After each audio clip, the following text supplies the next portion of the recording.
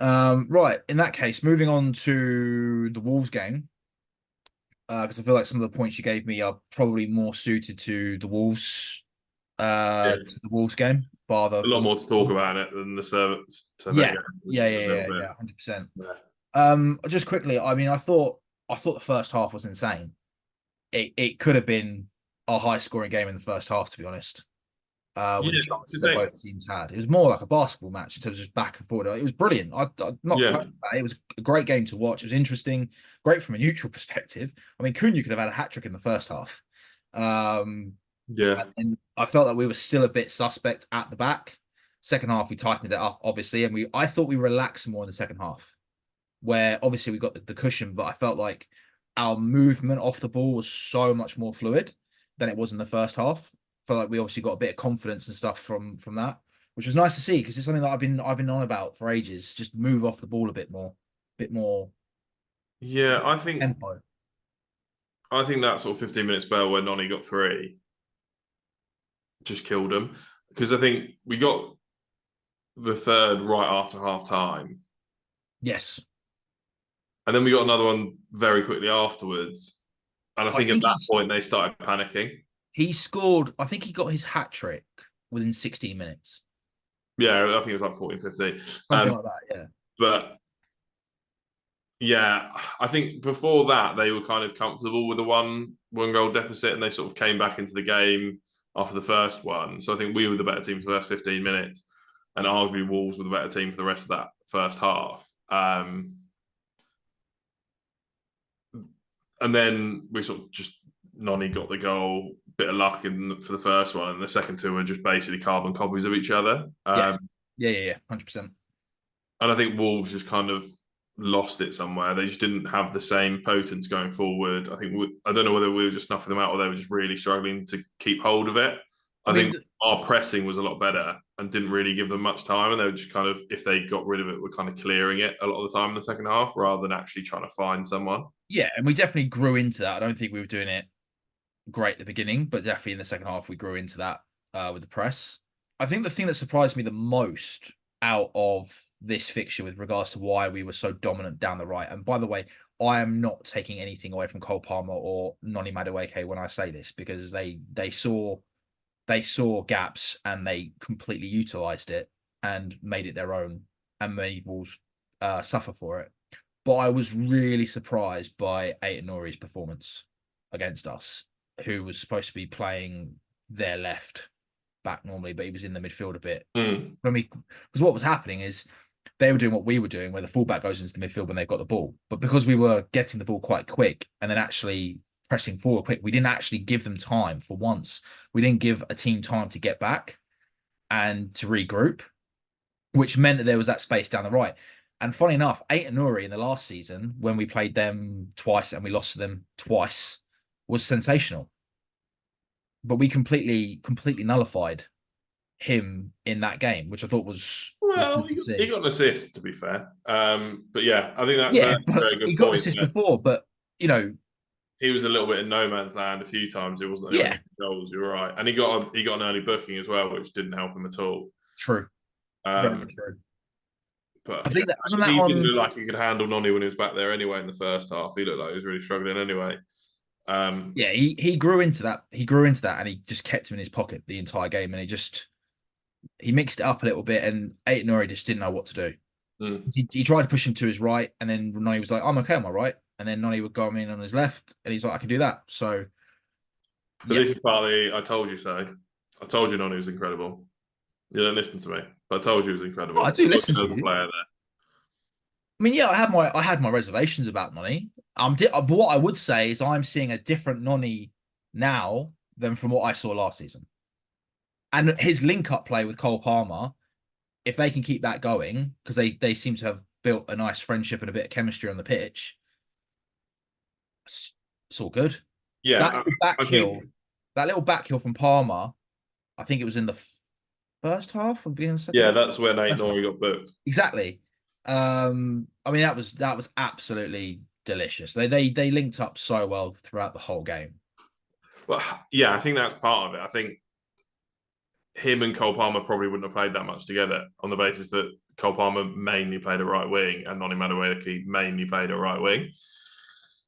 So I think there's that, and I think Noni's Madueke's with chances was sort of few and far between because Cole Palmer was having such an exceptional season. But I just thought there was so much to his game that he was good at in terms of he can go both ways.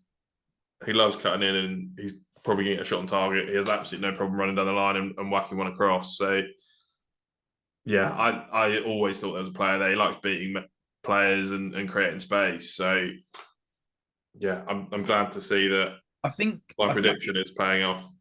I think the high tempo that Cole Palmer likes to play with, and the fact that Noni plays so close to him, is actually helping Noni. I think the slow balls that Noni was getting last season just wasn't really helping him, where we weren't able to unlock defenses, and he'd have a few players in front of him, and I keep saying the movement off the ball, he then didn't have many options to pass in the box or outside the box, and it was heavily guarded. So that tempo that Cole likes to play with is definitely helping Noni, and it's giving him more space and more time to do what he wants to do. And we're actually, I think you're right. I think we have now finally seen the real Noni, and long may that continue. So yes, I concede. You were right about that. And I've been saying the whole time that Cole Palmer should play in that position. And he got 3 goals and 3 assists and a goal. So, and I was just about to point out, refused to put him in there in pre-season. Well, he's only played a couple of pre-season games, but he just seemed to prefer to play him up front than play him in that role. And I just thought that's the perfect role for Cole Palmer. It feels like that position is made for Cole Palmer. So I'm glad that he finally got an opportunity to show that. No, I agree. And you know what? It's funny. A lot of pundits have been saying, sort of before our games, and when they do like the Monday Night Football, they talk about every bloody game. I think it was Jamie Carragher was saying that he thinks that that number 10 role is more suited to Cole Palmer at some point. He'll come in there, and you watch the overlap, they're all saying the same thing. So yeah, I think you're right. I think you've hit the nail on the head again. And also, what a finish by Cole Palmer again.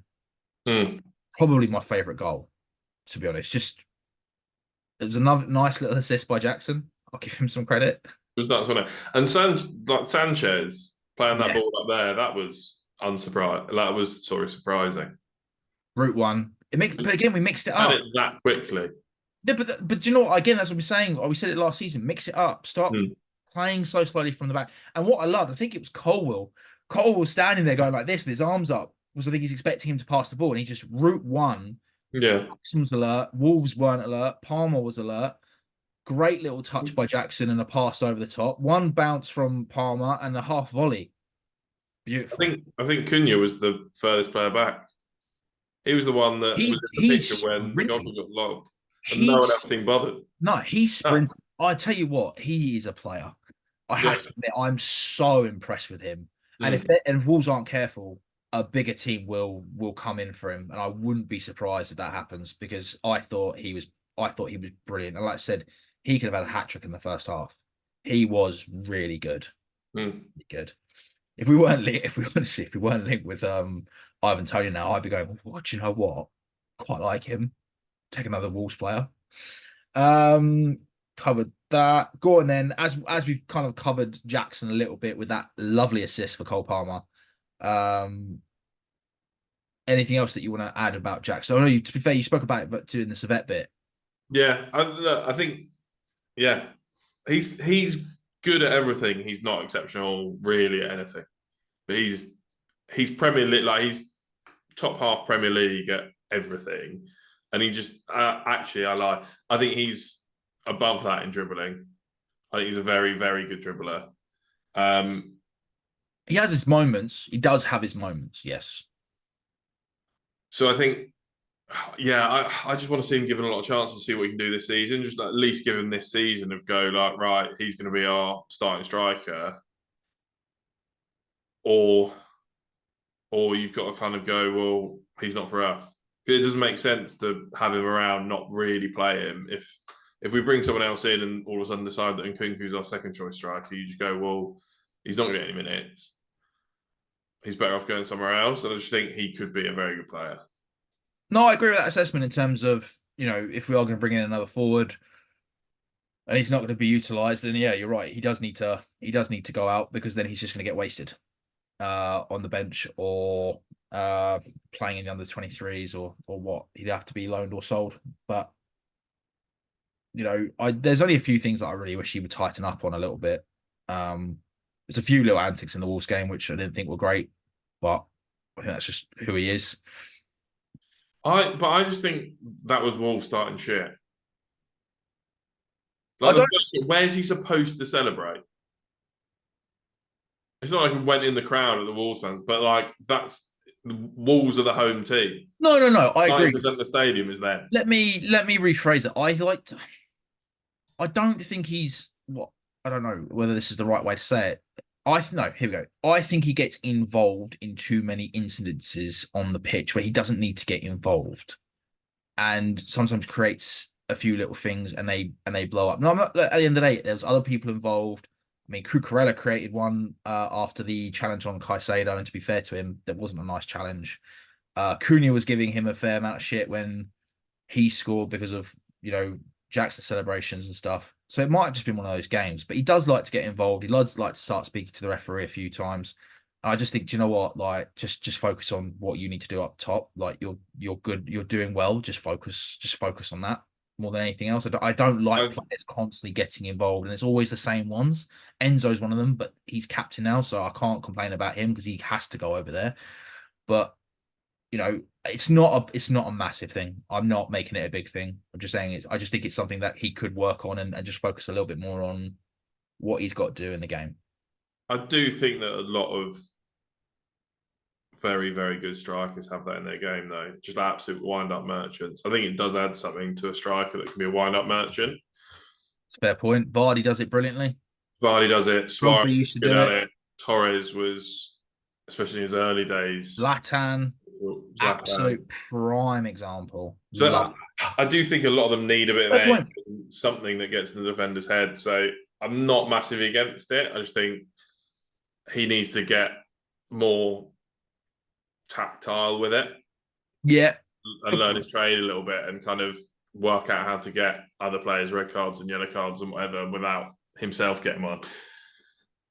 Just get Diego Costa on the training, get him to come down and train him for a bit because he's the master of the dark arts. Oh, he was on another level with it. He really was.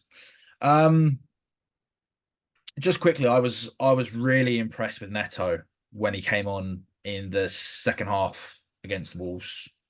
And obviously he's got a connection with Yao Felix. You saw them. I don't know if you saw them chilling on the bench talking to each other, and he was constantly looking for him, which was good. Yao, great goal as well. To be fair, nice late run into the edge of the box. Great pass. That's the type of stuff we need Mudryk to start doing. So hopefully Mudryk can learn off Neto. That'd be great if it's possible, because I think Neto does that really, really well. Constantly want to take on players. Link up play was good. So I think he's a great signing so far. Just hopefully he can stay fit and continue. My my biggest concern, and actually it might not be a concern, but that's why I'm bringing it up, is I watched that game on the Chelsea website. So it was the Chelsea commentary. Right. And the main commentator, I don't know his name, he said he made an interesting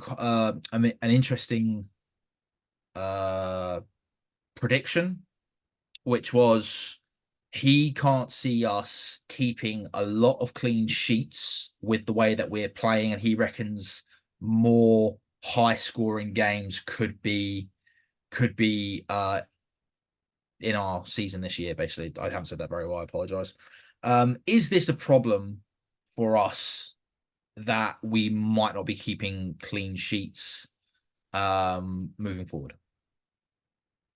I mean, not necessarily. I think if you score 6 goals, you'll probably be all right. True. But again, is that what we're going for? Do you think? I think was it Barcelona used to do that? It's like, well, we'll always score more than one than you. There was one team that they always used to say, well, that's all right, you can score. We'll just score another one. We'll always score more than you. Is that what we're going for? Do you think? And is that going to work in the Premier League? I Being don't. still so open at the back. I don't think that's really specifically what he's going for. I think Maresca has been honest about his style of play and that it does cause issues. Like you like there will be mistakes and we will concede goals. I think especially at the starting part of this season, you're going to see a lot more of it while players are still getting used to the positions they're playing, getting used to the movements that they need to do and who should be where when. And there will be sort of giving the ball away into the positions. I'm assuming he's kind of got a slightly different set piece way of doing things than Poch, but I think we will concede a fair few set pieces, and obviously we conceded against Wolves, and I think we will get caught in the break as well.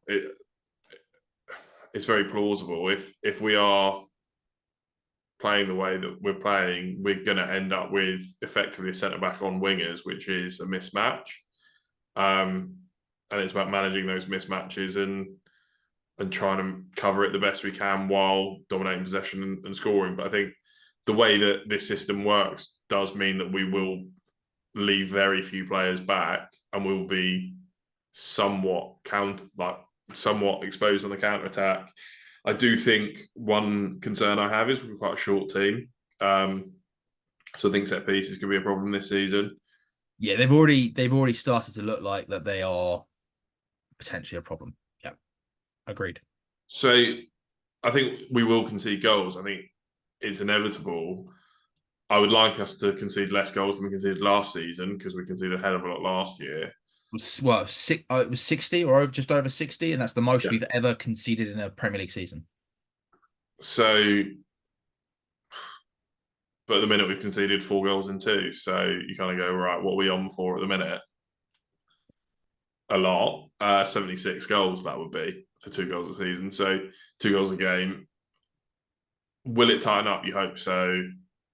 But this is exactly why I'm saying what I'm saying. Like, can we really see ourselves outscoring a lot of teams in the league and then not having to worry about conceding?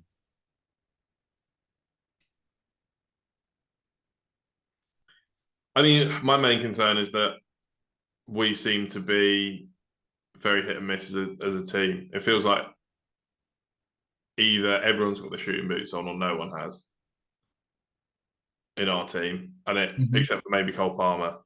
And I think that's what it felt like for swathes of last season, where it was just like no one can put the ball in the net this week other than Cole Palmer. And then there'll be one week where everyone just seems to put the ball in the net, and you go, "Hang on, what the hell's going on here? Where was that last week?" Where Jackson gets a goal, Madueke got one, and you just go like, "Why?" But you've had 10, 15 chances like that this season, and for some reason you missed. It only seems to be when other players score, and maybe that's because we've got a young team, and when we're winning or we feel like we're playing well, the players play a little bit better because they feel like, and it ends up in more goals. But I think that is my main concern, is just trying to get some consistency throughout the team so that we do score 2 or 3 goals a game. Because I think with the players that we've got, we are capable of getting that in a lot of games, unless they really do sit back. We also scored from a set piece. You kind of go, well, we've got that in our locker. But if you look at it, did we score any against the team that was camped in their area against Wolves? No. So that is the concern, that we are still very weak against, well, we're still very open against a team that wants to counter very quickly against us. And do I feel confident that we'll score 2 or 3 goals against a team that will probably score 2 goals against if they're very good at counter-attacking? And the answer is probably no. Yeah, I agree. But we'll have to see, because we haven't really had the opportunity yet, because maybe Palace at home will be a better shout of that, because I think that could be a tactic that they take up. It'd be an interesting. It will definitely be an interesting game against Palace, because a lot of people are expecting Palace to get into, well, predicting that they'll get into the top 10 and maybe pushing for a Europe spot, like Europa League. Yeah, So I think it's going to be a good game. It's going to be a good test, like many in the Premier League. Let's face it, like, there really are no easy games in the Premier League anymore. no, Even the teams that have come up this year, I reckon they'll do better than the teams that came up last year. For different I reasons don't and know. stuff. But I don't know. I'd be surprised. I mean, I'd be surprised if Leicester do particularly well this season, just because they had a sort of way of playing last season, and they've got a new manager now, and it can be very difficult for them. But they seem to have done all right so far. Yeah, but we'll see. wicked. Right, as always, thank you very much for watching this episode of the Overland Sea podcast. Please like, share, subscribe, follow, comment below, and we look forward to seeing you in the next episode.